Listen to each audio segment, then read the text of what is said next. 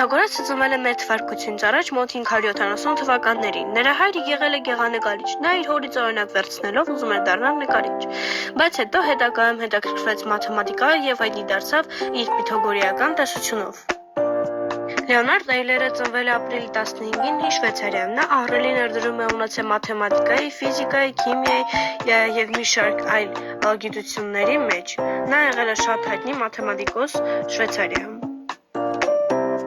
Արխիմեդը ծնվել է մեր թվարկությունից առաջ մոտ 287 թվականներին։ Նա համարվել է հին աշխարհի առաջին գիտնականներից մեկը։ Նա շատ մեծ ներդրում է ունեցել մաթեմատիկայի տարբեր ոլորտներում։ Ռեն Դեկարտը ծնվել է մարտի 31-ին 1596 թվականին Ֆրանսիայում։ Նա համարվել է ֆրանսիական ամենակարևորագույն մաթեմատիկոսներից մեկը, իսկ մահացել է փետրվարի 11-ին 1650 թվականին։ Լեո Վիները ծնվել է 1862 թվականին Ռուսաստանում։ Նա փոքրուց հետաքրքրված է եղել պատմությամբ, բայց հետո նաև մաթեմատիկայով։ Նա շատ հայտնագործություններ է արել, անգամ անչափահաս տարիքում, իսկ հետո մեկնել է Ամերիկա